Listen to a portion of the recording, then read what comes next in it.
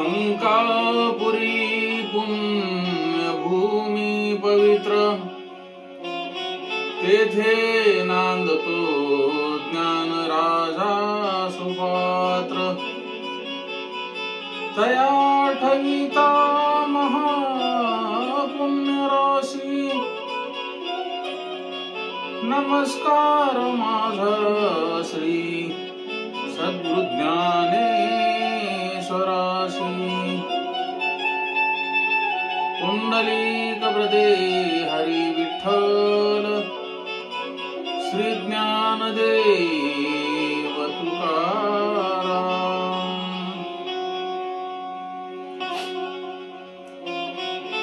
आपण शिव महापुराण या पहिल्या भागामध्ये भगवान श्री गणेश, माता सरस्वती यांना वंदन करून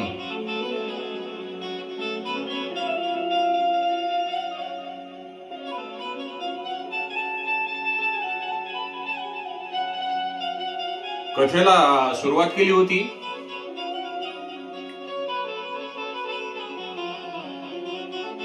आता आपण भगवान श्री शिवशंकर यांच्या कृपा आशीर्वादाने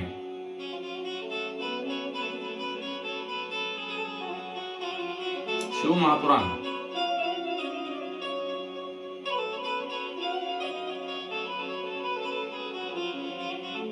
या ग्रंथामध्ये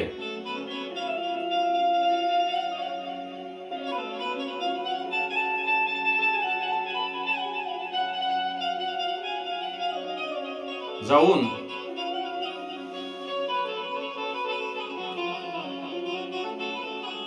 त्यामध्ये भगवान श्री शिवशंकर आणि माता पार्वती यांच्या पूर्ण चरित्रावर प्रकाश टाकणार आहोत। प्रथम आपण मंगलाचरण एक दोहा घेऊ। ये करदन सिंदूरवदन, काटही विघ्न गणेश। राम लग्न मानस विमल, विचरही सदा महेश। जय जय शिव त्रिपुरारी कामारी चंद्रमौली जय। जय गिरिजापति नीलकंठ, प्रभु आशुतोष जय। शोभित गंग तरंग शीश वृष पीठ चढ़ैया। भव भाव भर हृदय देहु, पावी मोद मठैया। नीत त्रिशूल डमरू, सहित रमहु विषम भव भय हरन। राम लगन बंदत चरण, व्याल भाल भूषण धरण। एक वेळ गंगा आणि कालिंदिनीमध्ये यमुना नदीच्या तीरावर पावन प्रयागराज येथे एक ऋषीमुनींचं विराट संमेलन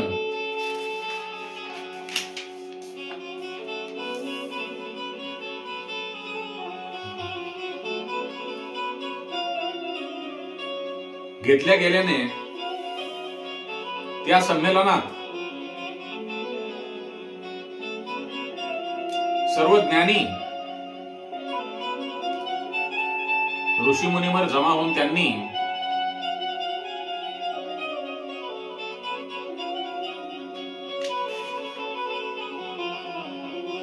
महर्षी व्यासांचे शिष्य सुजी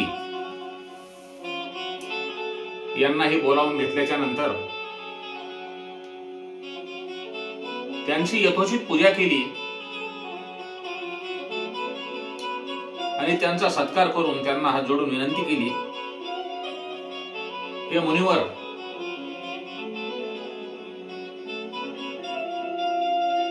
या कलियुगामध्ये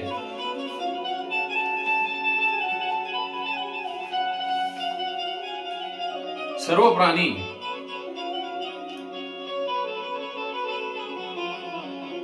पाप ताप अशांनी पीडित कर्म करीत आहेत, सत्कर्म करत नाहीत, परनिंदक आहेत, चोऱ्या करतात,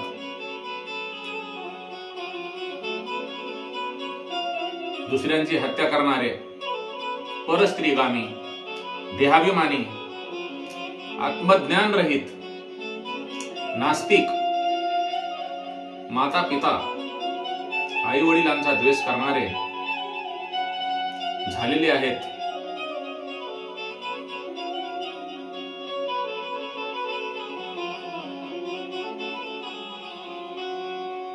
कोणीही व्रत करत नाही,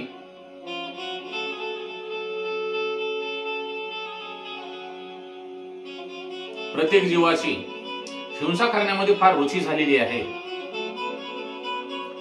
लोक संस्कारहीन झालेले आहेत. जीव हिंसा करण्यामध्ये त्यांची फार रुची आहे.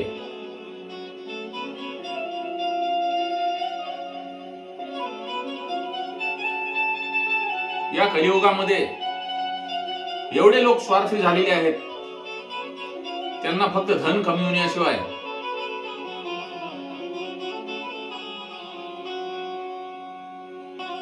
कुठलीही गोष्ट दिसत नाही.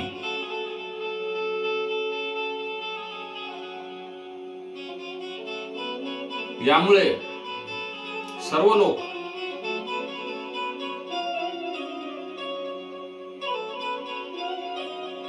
पूजा अर्चना सोडून देऊन इतर कामामध्ये लागलेले आहेत.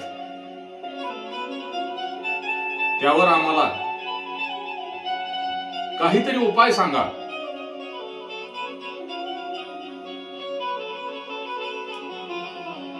या कलियुगामध्ये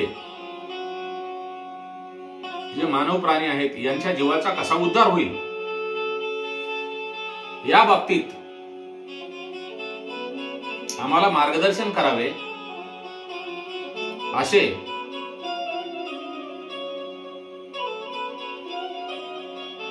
सुज्जींना सांगितल्यानंतर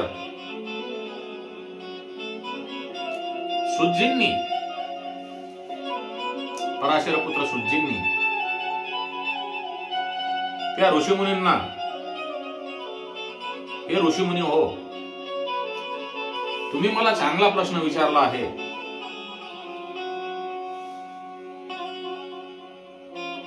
आणि तुमचा हा प्रश्न विचारून माझ्या मनाला फार आनंद झाला असून मी माझ्या गुरुचे स्मरण करून तुम्हास एक कथा सांगतो. या कलियुगामध्ये सर्व पापांचे नाश करणारे असे परमार्थदायक फक्त 18 पुराणामध्ये 5व्या स्थानावर असलेले शिवपुराण हा ग्रंथ वेदांत सार असून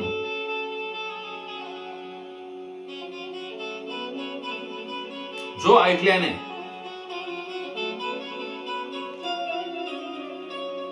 मनुष्यांना शिवगती प्राप्त होते, तो शिवलोकाला जातो. कैलासामध्ये त्यांचं स्वागत केलं जातं. जोपर्यंत शिव महापुराण या कलियुगामध्ये उदयास आले नव्हते, तोपर्यंत कलियुगामध्ये ब्रह्महत्यासारखे घोर पातक पसरत होते.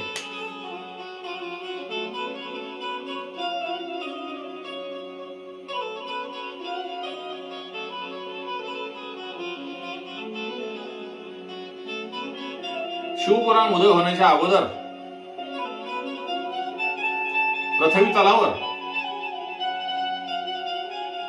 ब्रह्महत्या, इतर प्रकारचे अनेक पाप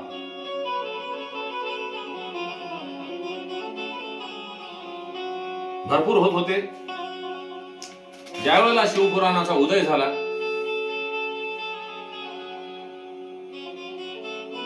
आणि सुतजींनी सांगितले किती घोर पापी असला तरीही या शिव महापुराणातील जो कोणी अर्धा श्लोक जरी पडला, वाचन केलं, तरी तो जीव सर्व पापातून मुक्त होईल.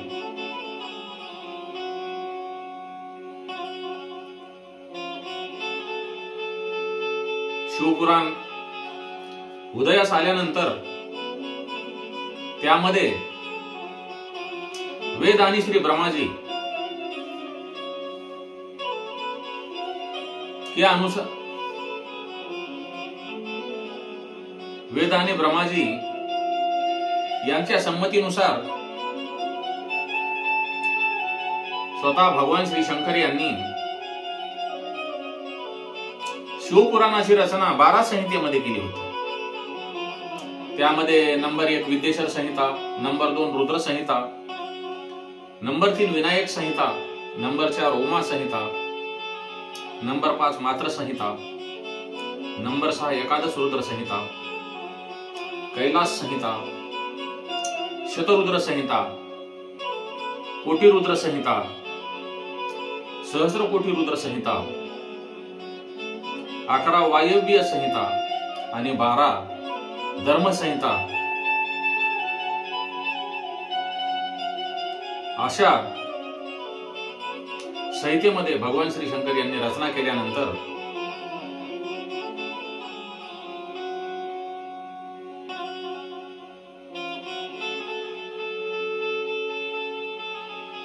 पूर्ण संहितेमध्ये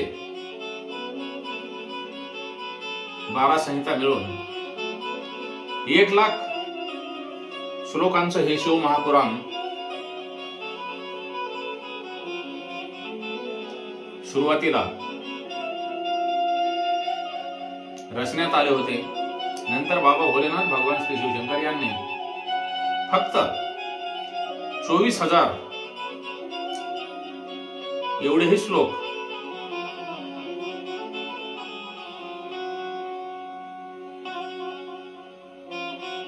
ठेवलेले असून यामध्ये आता केवळ फक्त शिवपुराण 7 संहितेमध्ये 24,000 श्लोकात रचलेले असून त्यामध्ये नंबर 1 विद्येश्वर संहिता, नंबर 2 रुद्र संहिता, नंबर 3 शतरुद्र संहिता,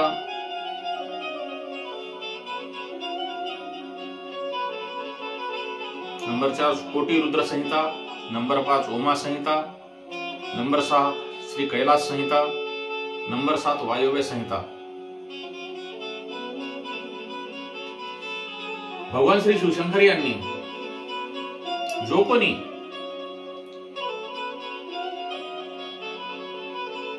या सप्त संहितेचे शिव महापुराणाचे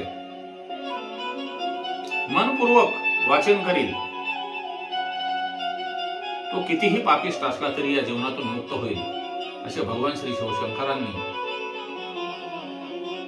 यामध्ये सांगितलेले आहे.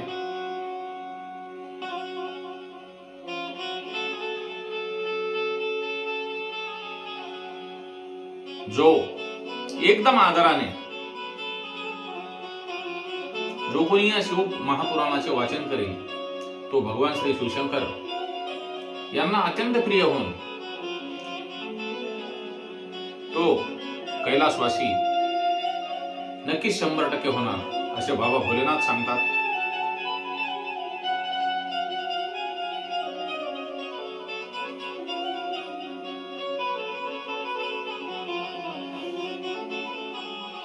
कथा करत असताना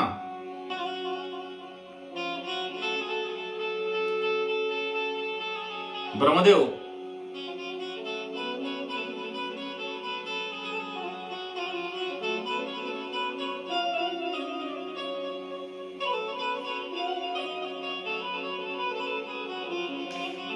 तुम्ही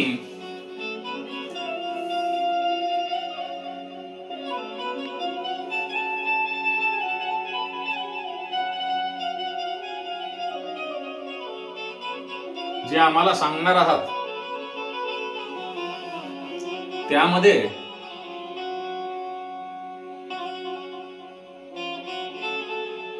बाबा भोलेनाथ यांच्या दर्शनासाठी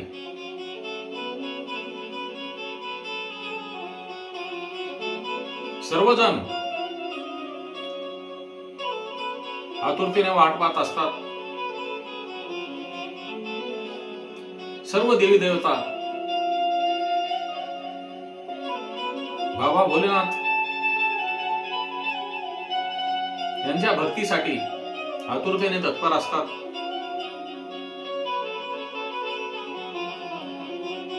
हे सुजी, हे मुनिवर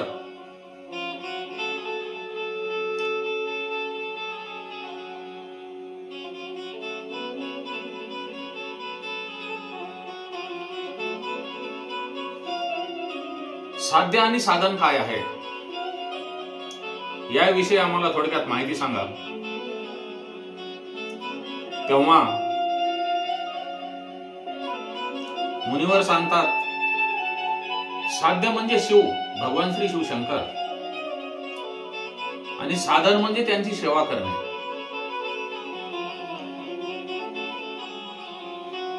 परंतु साधक हा नेहमी सेवा करणारा, निष्काम सेवा करणारा असला पाहिजे.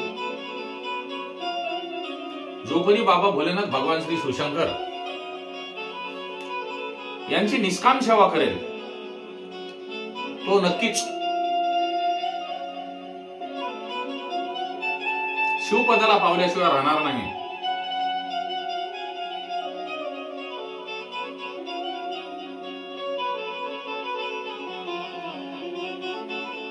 जो कोणी शिव महापुराण,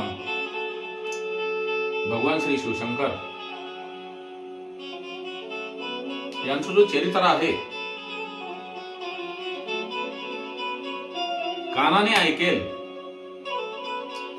किंवा कथेमध्ये बसून ऐकेल किंवा आपल्या मनानं भजन करेल,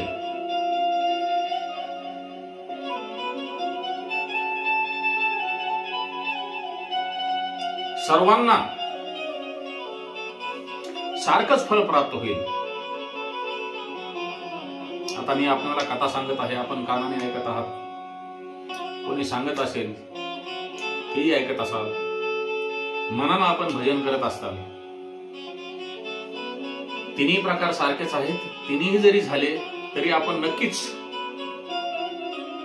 परमोच्च बाबा भोलेनाथ यांच्या धामाला नक्कीच गेल्याशिवाय राहणार नाहीत, यामध्ये काही दुमत नाही.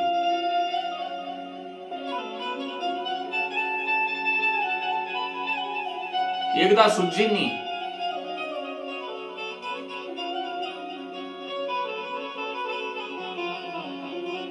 सर्व मुनिवरांना उपदेश करताना सांगितलं, माझे गुरु पराशर पुत्र वेदव्यासजी तप करण्यासाठी सरस्वतीच्या काठावर, सरस्वती नदीच्या काठावर जाऊन तप करत होते. तेव्हा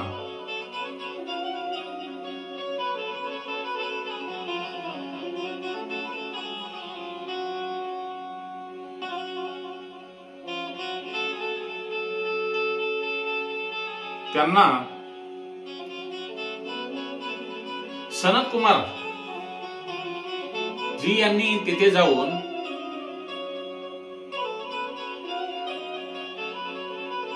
उपदेश केला की भगवान श्री शिवशंकर हे सर्वांचे सहाय्यक आहेत, आपण तप का करत आहात? तेव्हा वेदव्यास यांनी उत्तर दिलं, हे सनत कुमारजी, मी माझा उद्धार करून घेण्यासाठी, बाबा भोलेनाथ यांची भक्ती करण्यासाठी हे तप करत आहे. परंतु सनत कुमारजींनी यांनी सांगितलं की मी पण मंदरांचल पर्वतवर जाऊन भगवान श्री शिवशंकर यांची तप आराधना करत असताना नंदीकेश्वर तेथे आले आणि त्यांनी मला कळविले, हे सनत कुमारजी, आपण इथे तप करू नका, आपण स्वतः बाबा भोलेनाथ, भगवान श्री शिवशंकर यांचे शिव महापुराण श्रवण करा, कीर्तन आणि मनन करा. असे केले तर नक्कीच मुक्ती मिळाल्याशिवाय राहणार नाही.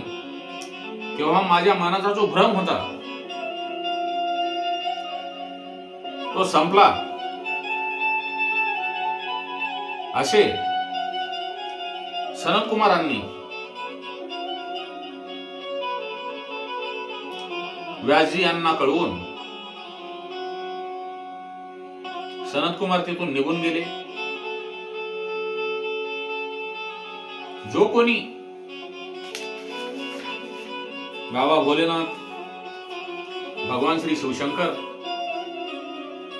यांची भक्ती करणार नाही, शिव महापुराण ग्रंथ ऐकणार नाही,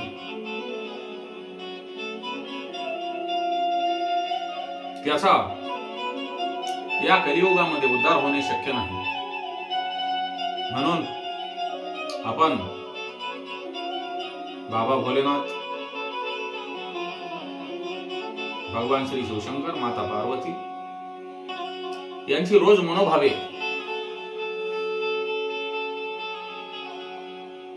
आदराने पूजा करून ओम नमः शिवाय, ओम नमो भगवते रुद्राय नमः, ओम भूर्भुवस्वः, ओम त्र्यंबकं यजामहे सुगंधिं पुष्टिवर्धनम् उर्वारुकमिव बन्धनान् मृत्योर्मुक्षीयमामृतात्. श्री सां सदाशिवाय नमः. किंवा आपण ओम तत्पुरुषाय विद्ये महादेवाय धीमहि तन्नो रुद्र प्रचोदयात्. ओम तत्पुरुषाय विद्ये महादेवाय धीमहि तन्नो रुद्र प्रचोदयात्. या मंत्रापैकी आपल्याला जे योग्य वाटेल त्या मंत्राचा जप करावयास पाहिजे.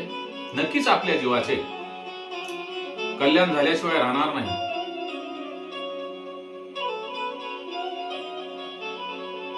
सूत मुनिवरांना सांगतात, हे ऋषियो, या कलियुगामध्ये श्रवण, कीर्तन आणि मनन जो कोणी एकदम आसक्त होऊन भगवान श्री शिवशंकर यांच्या लिंगभेर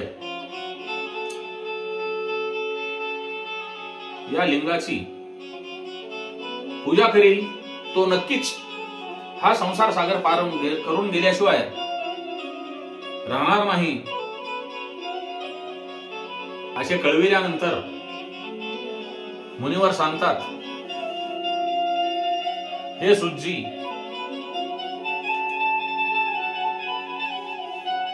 सर्वदा लिंगेश्वर द्वारा भगवान श्री शिवशंकर यांची पूजा कशी करायची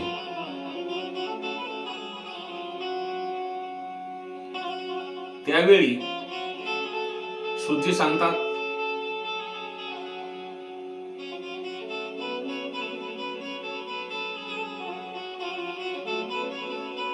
हे मुनिवर, या कलियुगामध्ये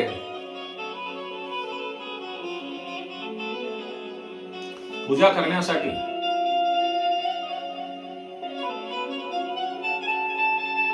निराकार लिंग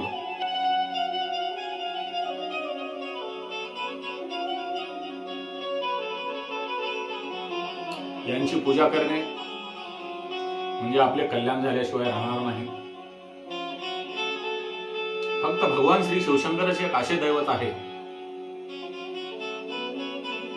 ज्यांची दोन स्वरूपामध्ये पूजा केली जाते, एक मूर्ती पूजा आणि एक लिंग पूजा. जो कोणी साकार आणि निराकार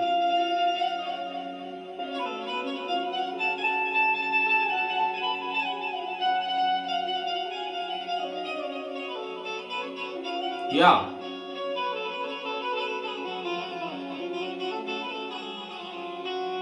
स्वरूपाची पूजा करतील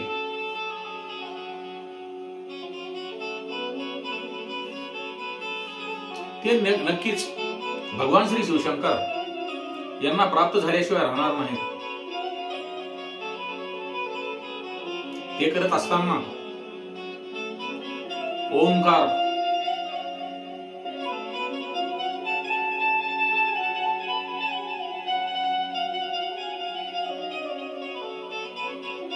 हा मंत्र जपला पाहिजे.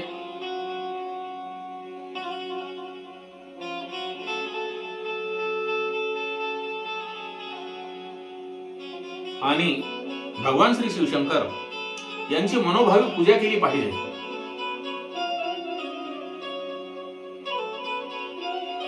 आणि भगवान श्री शिवशंकर यांची पूर्ण मनोभावाने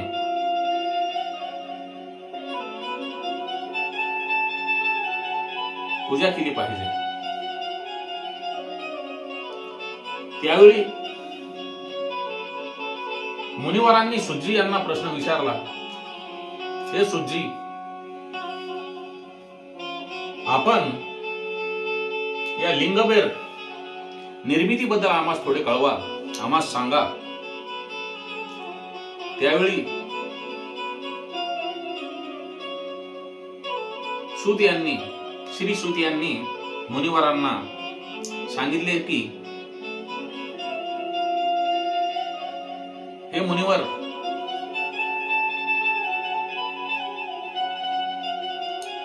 पूर्व काळामध्ये ब्रह्मदेव आणि भगवान महाविष्णू नारायण यांच्यामध्ये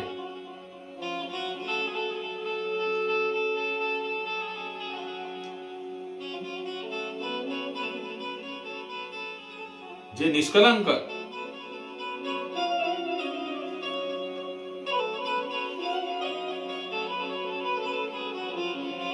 निष्कल शिवस्तंभ दोघांच्या मध्ये स्थापन करून या जगाचं, या विश्वाचं संरक्षण केलं. त्या स्तंभाला लिंग आणि बेर जगत म्हणून जगामध्ये प्रचलित झालेला आहे. यामुळे भगवान श्री शिवशंकर यांच्या मूर्ती व्यतिरिक्त बेरलिंग स्थापन झाल्यामुळे भगवान श्री शिवशंकर, माता पार्वती आणि त्यांच्या कृपेमुळे स्थापन झालेला स्तंभ अर्थात बेरलिंग या दोघांचीही पूजा होऊ लागली आणि एकच अशी देवता आहे ज्यामध्ये मूर्ती आणि लिंग दोन्हीही पूजनीय आहेत. या दोघांचीही पूजा केल्यानंतर मनुष्याचे नक्कीच कल्याण, भोग आणि मोक्ष प्राप्त झाल्याशिवाय राहणार नाही.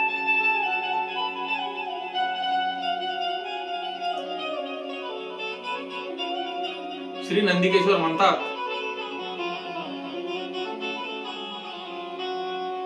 पूर्वकाळी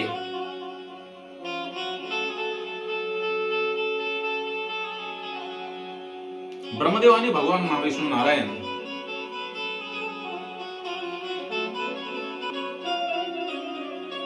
या दोघांमध्ये युद्ध चालू झाले. श्रेष्ठ कोण?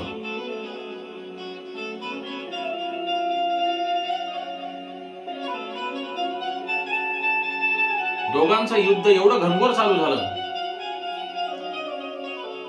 त्यामध्ये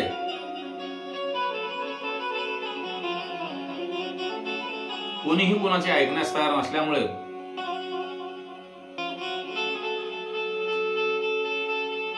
भगवान श्री शिवशंकर यांनी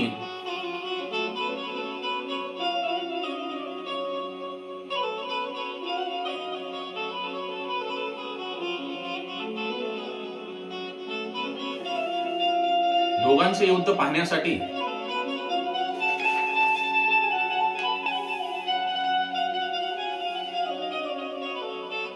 आडोसा घेऊन युद्ध पाहत असताना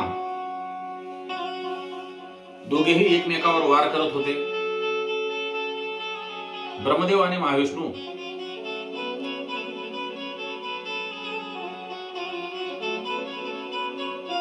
यांचे जोरात युद्ध चालू आहे हे पाहून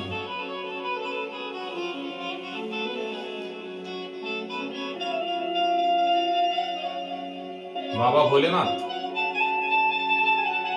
भगवान श्री शिवशंकर यांनी युद्ध थांबवण्याच्या दृष्टीने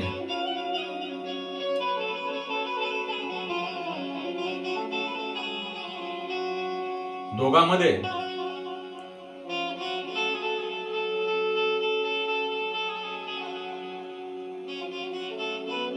एक स्तंभ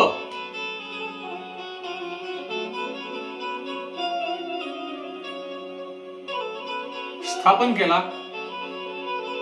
तो एकदम तळपता अग्नी असल्यासारखा. त्याचा शोध घेण्यासाठी ब्रह्मदेव वरच्या बाजूला गेले आणि भगवान महाविष्णू नारायण स्तंभाचा खाली कुठपर्यंत आहे हे शोध घेण्यासाठी वराह रूप धारण करून खालच्या बाजूला गेले. परंतु त्या बेरलिंगाचा शोध न लागल्यामुळे भगवान महाविष्णू नारायण हे परत आले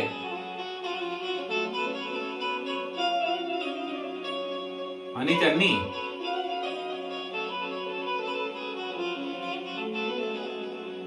परत आल्यानंतर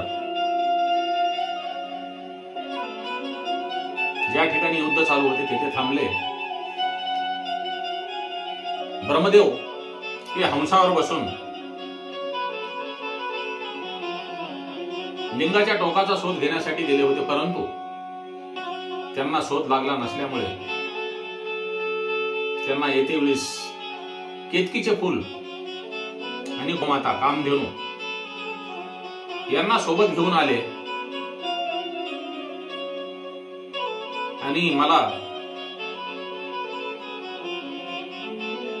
स्तंभाचा शोध लागला आहे असे कळविल्यानंतर भगवान महाविष्णू नारायण यांनी त्यांना नतमस्तक होऊन नमस्कार केला. हे भगवान भोलेनाथ,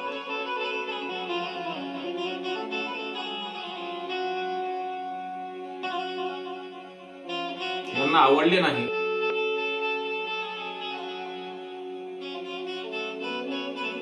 केतकीचे फूल आणि गोमाता यांनी पण ब्रह्मदेव यांनी अग्निस्तंभाच्या लिंगबेराच्या टोकाचा शोध घेतला म्हणून खोटे बोलल्याबद्दल भगवान श्री शिवशंकर यांना त्यांचा क्रोध अनावर होऊन त्यांच्या त्रिनेत्रामधून भैरवनाथ यांची उत्पत्ती झाली आणि त्यांनी भैरवनाथांना ब्रह्मदेवाची सेवा करा असा आदेश दिला। तेव्हा क्रोधित भैरवनाथ यांनी ब्रह्मदेवाचे 5वे शिर लपलपत्या एकदम तळपळत्या तलवारीने छेदून टाकले। भगवान महाविष्णू नारायण यांनी बाबा भोलेनाथ यांना प्रार्थना केली, हे भगवान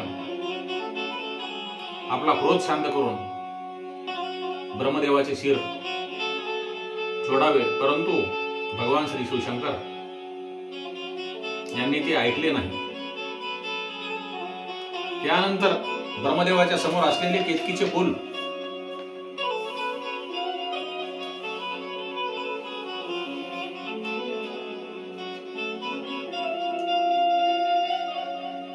यांना भगवान श्री शिवशंकर त्यांनी शाप दिला की हे केतकी, तू या ब्रह्मदेवाचे ऐकून खोटी साक्ष देत आहेस। तू आजपासून माझ्या पूजेसाठी वर्ज्य आहेस। जो कोणी केतकीचे फूल मला पूजेसाठी अर्पण करेल त्याला पाप लागल्याशिवाय राहणार नाही। तेव्हा केतकीच्या फुलाने भगवान श्री शिवशंकर यांच्याकडे प्रार्थना करून, हे भगवान आपण मला क्षमा करा, उशाप द्या असे म्हटल्यानंतर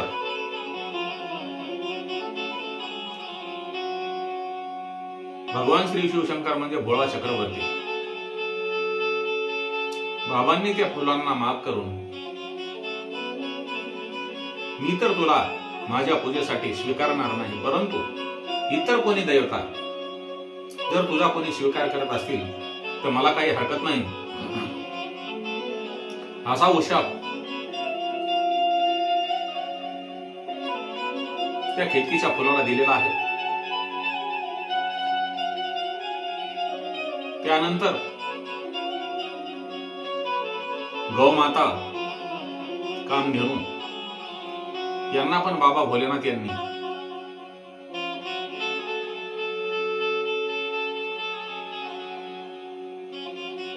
तू सर्व देवांचे आश्रयदाता आहेस, परंतु तू या मुखाने जे खोटे बोललीस ते आजपासून तुझे अपवित्र राहील। तुझी समोरून कोणीही पूजा करणार नाही आणि तू कलियुगामध्ये दारोदार भटकशील असा शाप गौमातेला दिला।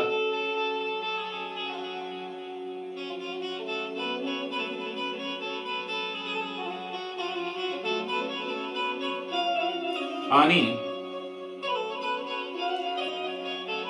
त्यानंतर ब्रह्मदेव आणि भगवान महाविष्णू नारायण भगवान श्री शिवशंकर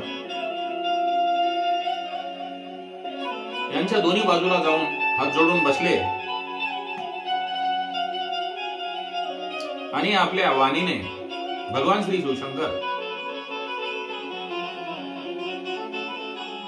यांची पूजा केल्यानंतर ते अतिशय प्रसन्न होऊन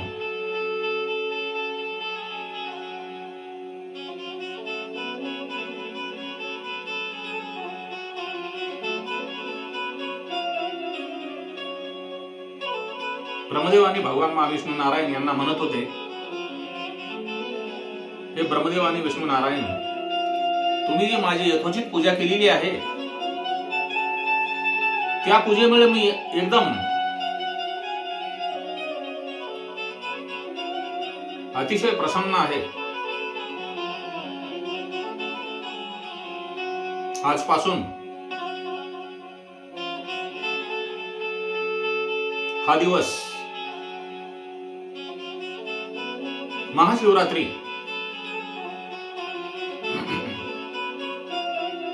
म्हणून प्रसिद्ध होईल. जो कोणी 1 वर्षामध्ये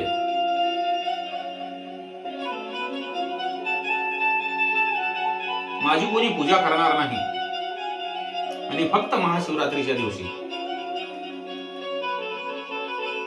1 दिवस जो कोणी माझी पूजा करेल त्याला पूर्ण वर्ष माझी पूजा केल्याचे फळ मिळेल, असे भगवान श्री शिवशंकर यांनी कळवून दोघांना आशीर्वाद दिला. जो कोणी या महाशिवरात्रीच्या दिवशी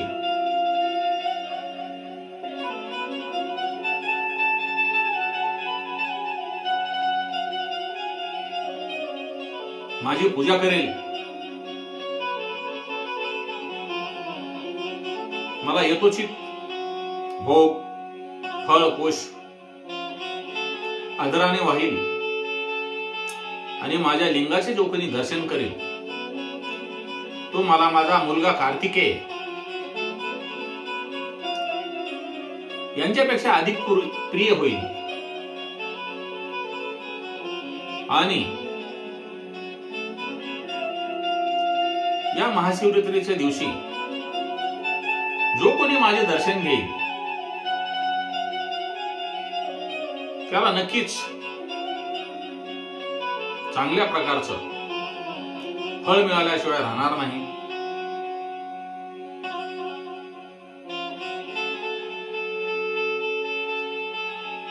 जो कोणी पुरुष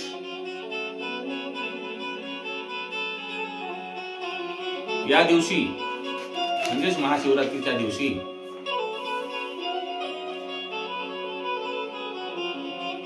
माझ्या या लिंगाची यथोचित मनोभावे फळ पुष्प धन धान्य समृद्धी पूर्ण प्रकारे षोडोपचार पूजा करून माझे दर्शन घेईल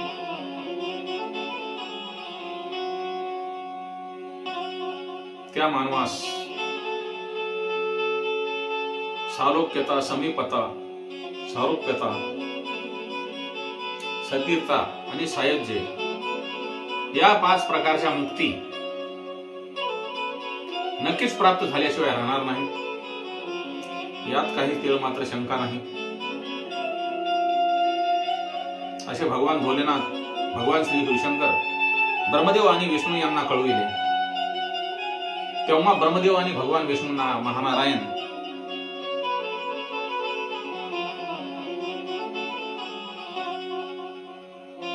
यांच्या विनंतीला मान देऊन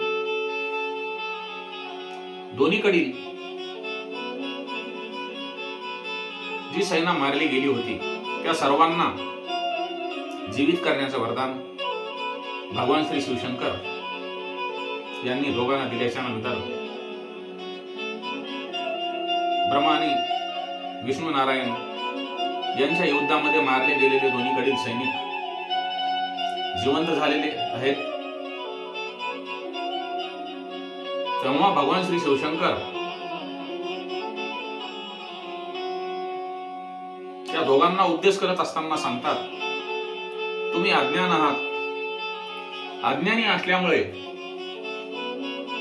तुम्हा दोघांनाही अभिमान आला असल्यामुळं तुम्ही दोघांनी आपसामध्ये युद्ध केलेलं आहे. भगवान श्री शिवशंकर सांगतात, मी साक्षात परब्रह्म आहे. सर्व कला माझ्या आहेत. मीच द्रगगोचर आहे. मीच गुरुदेव आहे. मीच सगुण आहे. मीच निर्गुण आहे. मीच सृष्टिका पालक आहे. मीच संहारकर्ता आहे.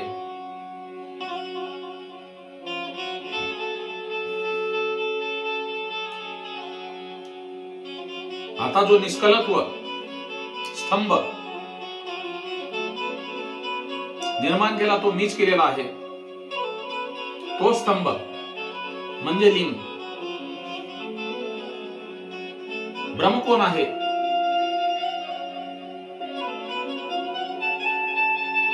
याबद्दल बोध केल्याशिवाय नक्कीच राहणार नाही. त्यामुळे माझी भक्ती करावी लागेल, माझे ज्ञान प्राप्त करावे लागेल आणि माझ्या या लिंगरूप वेर याची मनोभावे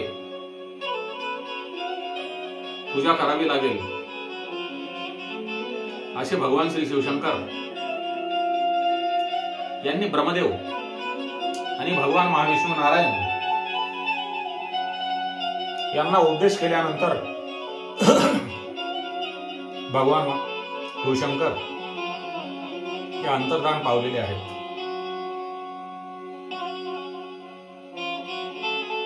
दर्शक हो, आपण काही ठिकाणी बाबा भोलेनाथ, माता पार्वती यांच्या विवाहाच्या निमित्तानं महाशिवरात्रीचं आयोजन करतो. परंतु ते सत्य नसून ब्रह्मदेव आणि भगवान महाविष्णू नारायण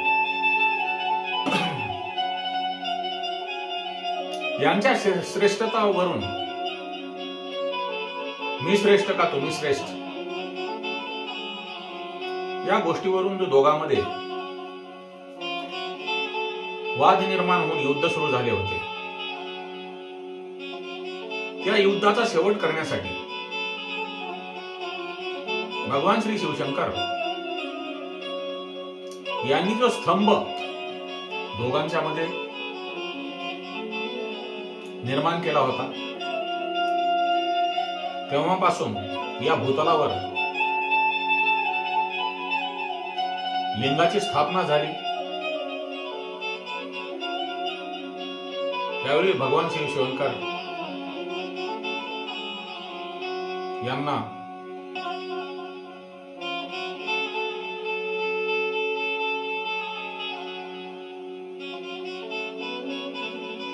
उपदेश करून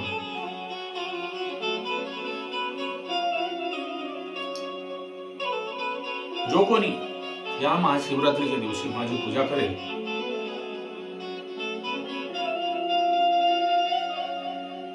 त्यास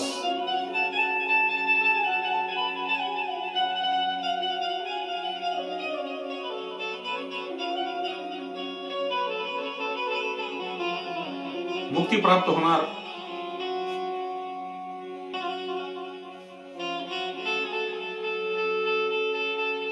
आणि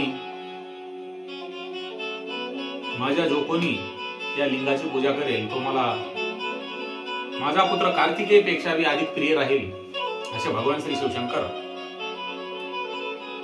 यांनी त्यांना उपदेश केलेला आहे.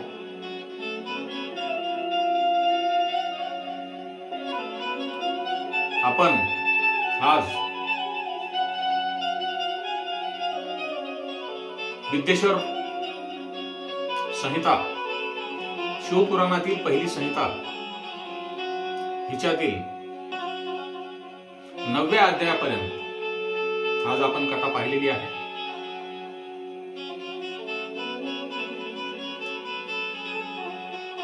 या पुढील अध्यायामध्ये भगवान बाबा भोलेनाथ, भगवान श्री शिवशंकर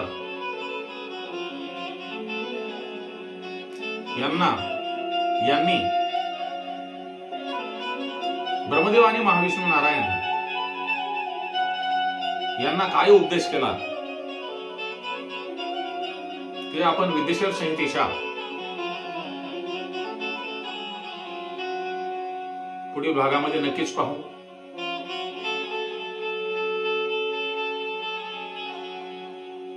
दुसरा सर्वात महत्वाचा प्रश्न म्हणजे आपण नेहमी ऐकता, आपल्याला बरेच लोक म्हणतात आपले 33 कोटी देव आहेत. बरोबर आहे, 33 कोटी देव आहेत. परंतु मित्र हो, कोट हा प्रकार आहे.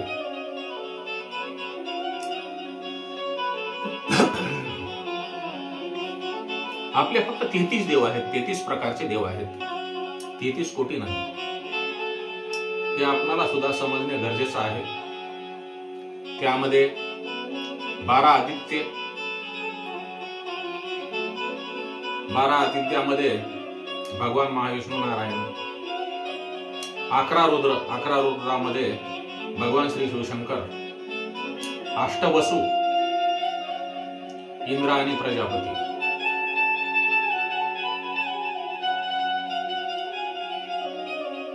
12 आदित्य, 11 रुद्र, 23, अष्टवसु 31, इंद्र आणि प्रजापती 33. असे आपले 33 प्रकारचे देव आहेत. 33 कोटी म्हणजे प्रकार आहे, 33 करोड नाही. म्हणून आपण सर्व श्रोत्यांनी आपल्या मनातील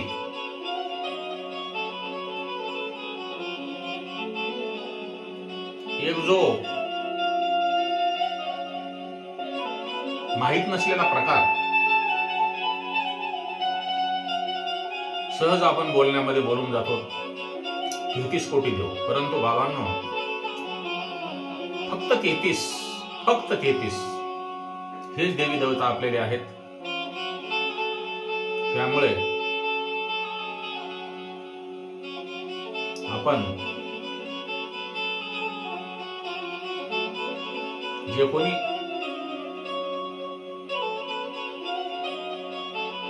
बोलणारे लोक आहेत, अशांना या माध्यमातून आपण उत्तर देऊन स्पष्टपणे सांगावे, एवढीच मी आपल्या दर्शकांच्या चरणी नतमस्तक होऊन आजच्या कथेला पूर्ण विराम देतो. ओम नमः शिवाय.